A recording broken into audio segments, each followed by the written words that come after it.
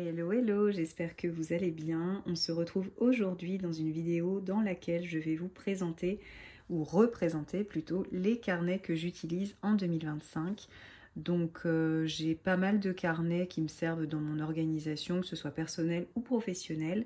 Et donc là, ça fait 2 mois, nous sommes à la mi-mars, donc 2 mois et demi que j'ai un petit peu de recul pour vous parler de ces carnets.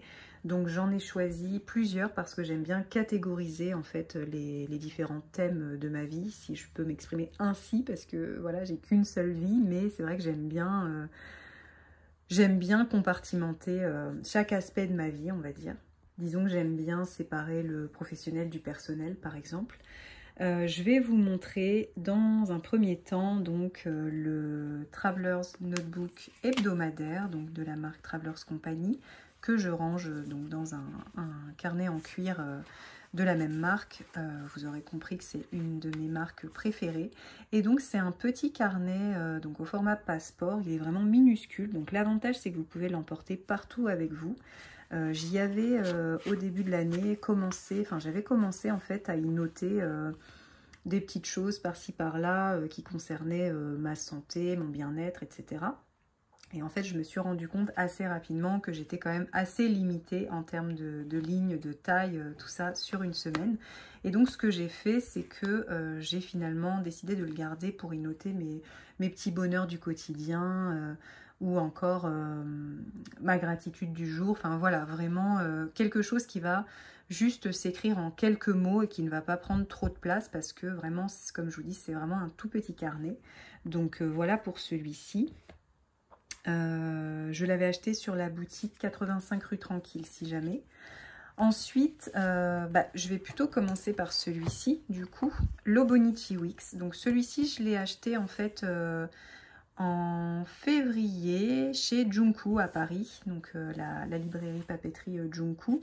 En fait, c'est un Hobonichi Weeks. Donc en fait, je vous parle de celui-ci juste après celui que je viens de vous présenter, tout simplement parce que, comme je vous disais, j'ai été assez limitée en termes d'espace pour noter tout ce qui a trait à mon bien-être et ma santé, et donc, ou tout ce qui est alimentation, etc. Je ne sais plus si vous vous souvenez, je vous avais parlé d'un autre carnet de notebook thérapie au format un petit peu bullet journal. Dans une précédente vidéo, je vous l'avais montré, je l'avais organisé de manière à noter tout ce qui était alimentation, suivi en fait de ma santé, sommeil, etc. Mais je me suis vite rendu compte que c'était pas un format qui est pratique en fait à emporter partout parce qu'il est grand. Alors je l'aime beaucoup et il sera utilisé tout simplement pour du journaling pur et dur, donc de l'écriture.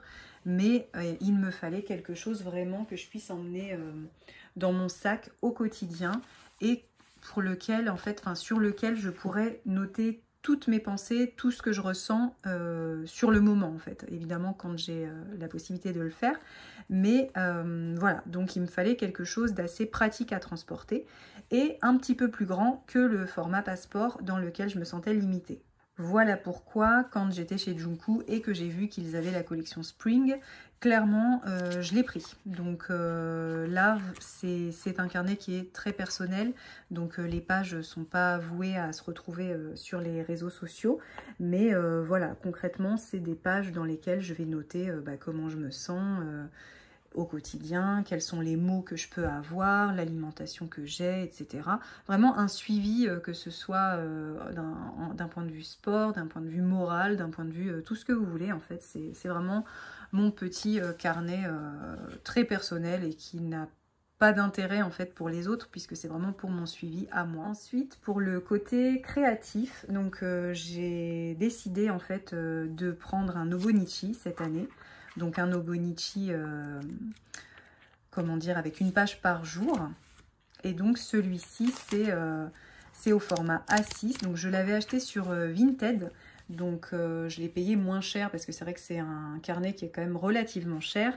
et qui va de janvier à certainement juin, comme le Traveler's Notebook que je viens de vous montrer juste avant.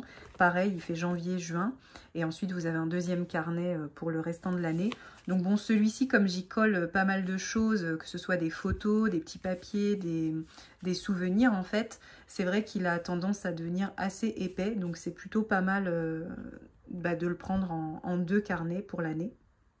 Celui-là, en fait, il me sert vraiment pour garder une trace de chaque journée, parce que même si le quotidien se ressemble, que c'est la routine, il y a toujours quelque chose de particulier sur une journée qu'on a envie de garder en mémoire. Donc je le fais d'une manière décorée, avec des photos, etc. Et donc celui-ci, vraiment, je l'adore et je ne regrette pas de l'avoir repris cette année, parce que j'avais fait une pause de quelques années, je ne sais plus... quel était mon dernier Hobonichi, parce que c'est un format que j'ai commencé en 2015, puis que j'avais arrêté pendant quelques années, mais là, concrètement, c'est reparti. Donc je ne sais pas si en 2026 je le prendrai, mais en tout cas, là, je l'adore, voilà. À côté de ça, en fait, j'ai mon Midori. Donc c'est vrai que l'année dernière, c'était celui-ci, en fait, dans lequel je venais faire un résumé de chaque semaine. Je venais noter semaine 1, etc. Et en fait, je venais y faire à peu près la même chose, si ce n'est que je n'avais pas de photos dedans, il me semble, alors que dans mon Hobonichi, j'y colle des photos. Le Midori cette année, c'est vraiment un carnet dans lequel je viens écrire quand j'en ai envie et quand j'ai envie d'écrire sur un sujet en particulier. Donc c'est pas un carnet pour l'organisation ou pour... Enfin, c'est pas un carnet que j'utilise au quotidien. C'est quand vraiment j'en ai envie. Donc, je ne sais pas du tout si je vais le terminer en 2025. Mais sinon, c'est pas grave. Je le poursuivrai en 2026. Il n'y a pas de souci. En termes de carnet créatif, j'aime bien quand ils ont ce format-là A6. Je trouve que c'est vraiment un format qui me correspond bien parce que c'est ni trop grand ni trop petit. Donc, en tout cas, quand vous décorez une page par jour, je peux vous dire que du A5, pour ma part en tout cas, ça devient vite trop grand. Alors que là, au format A6, je trouve que c'est parfait. En plus, j'ai une écriture qui est assez petite. Donc, si je venais écrire en tout petit dans un carnet immense, ben, j'aurais vite l'impression de ne pas pouvoir m'en sortir chaque jour, de ne pas pouvoir tenir ce carnet alors que c'est quelque chose que j'aime bien faire. Ensuite, je vous parle d'un carnet qui concerne mon organisation au quotidien. Donc là, il est dans un Traveler's Compagnie en format régular. Donc c'est mon carnet d'organisation, donc hebdomadaire. Et pareil, lui, il vient, il est de janvier à juin. Et donc, je viens de le décorer avec des tampons. Il n'y a pas de stickers dans celui-là ou de washi ou quoi. C'est vraiment, chaque semaine, je viens décorer assez rapidement avec des tampons. Ça prend pas trop de place, mais ça fait des jolies pages bien remplies. Et celui-ci, en fait, c'est vraiment un carnet qui me permet de m'organiser, de savoir quand est-ce que j'ai tel ou tel rendez-vous, et puis de venir noter des petites choses sans forcément que ça soit plus développé que ça, en fait. Je viens noter des idées, et ensuite, évidemment, je viens écrire, faire mon journaling dans d'autres carnets qui ne sont pas datés. Et puis, j'aime bien faire un suivi de ce que je reçois, de ce que j'ai à faire, etc. Donc ça reste un de mes préférés en termes d'organisation.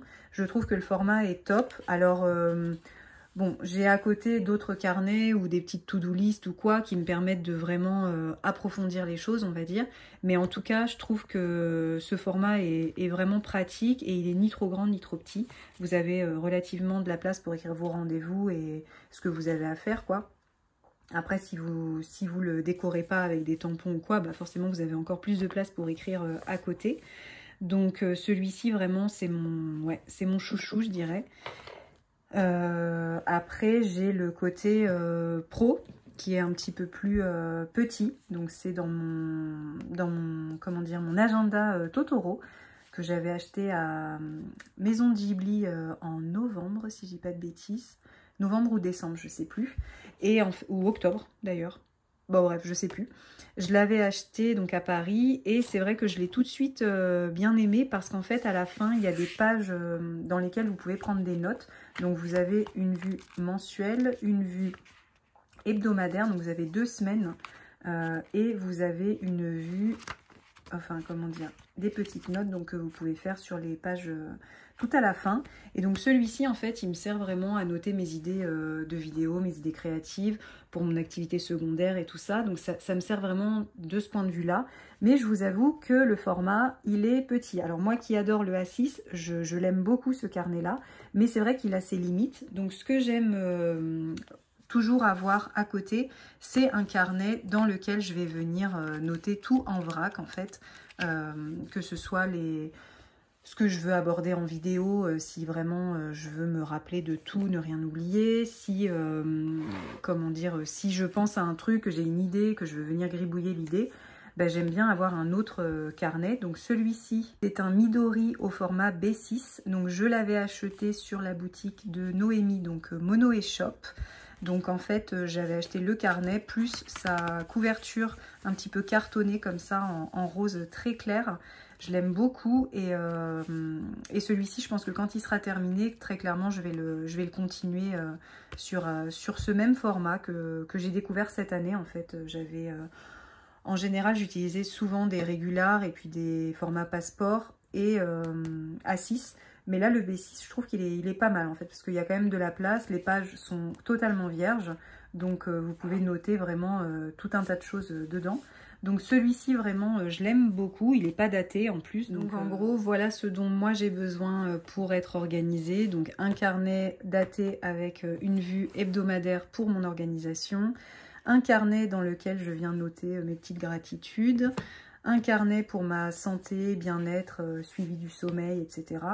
Un carnet un petit peu plus pro, un carnet créatif, une page par jour, et puis un carnet en vrac, commonplace, comme j'ai pu entendre dire dernièrement.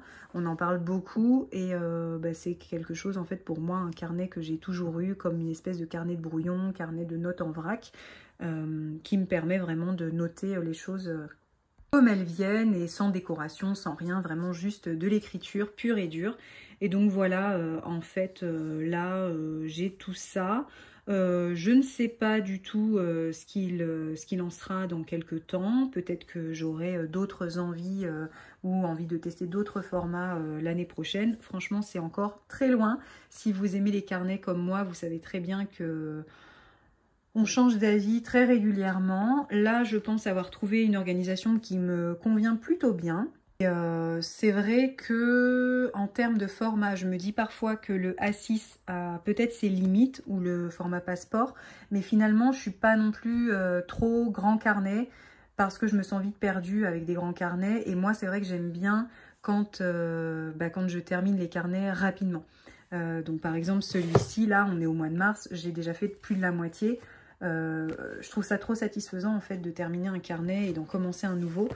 Donc voilà, c'est vraiment, pour moi, c'est en mettant en pratique qu'on peut savoir ce qui nous correspond. Et là, pour le moment, voilà, ça me convient plutôt bien. Alors le seul, peut-être que je ne reprendrai pas l'année prochaine, c'est peut-être celui-ci. Parce que, voilà, il est trop petit. Enfin, je l'adore, il est super joli et tout. Mais pour le coup, je ne suis pas sûre que les pages vierges qui sont à la fin vont me suffire pour 2025. Donc c'est vraiment le seul où je dirais qu'il y a une petite limite à son utilisation. C'est que quand vous voulez écrire beaucoup de choses, forcément, vous allez être limité à un moment donné et il va falloir prendre un carnet supplémentaire. Et en fait, c'est vrai que j'aime bien, donc comme je vous disais en début de vidéo, compartimenter les différents aspects de ma vie. Mais c'est vrai que j'écris beaucoup, donc forcément, ça prend de la place. Donc c'est un peu contradictoire. J'aime les petits formats, mais en même temps, j'écris beaucoup. Donc forcément, ça multiplie les carnets. En tout cas, voilà pour ce qui est de la vidéo du jour. J'espère qu'elle vous aura plu, que vous avez peut-être une organisation différente de la mienne et je suis curieuse de savoir comment vous vous organisez, vous, au quotidien. Est-ce que vous avez un seul carnet? Est-ce que vous en avez plusieurs? Est-ce que les choix que vous avez faits pour cette année 2025 vous conviennent? Est-ce que finalement vous avez changé certains carnets? Enfin bref, dites-moi tout en commentaire, ça me fait toujours plaisir de vous lire. Et d'ailleurs, je vous remercie pour vos commentaires toujours présents sous mes vidéos. Comme d'habitude, j'ai un petit peu de retard ou beaucoup de retard pour y répondre, mais je fais au mieux pour répondre à tout le monde. Et en tout cas, j'espère que la vidéo vous a plu et je vous dis à la semaine prochaine. Passez un bon dimanche.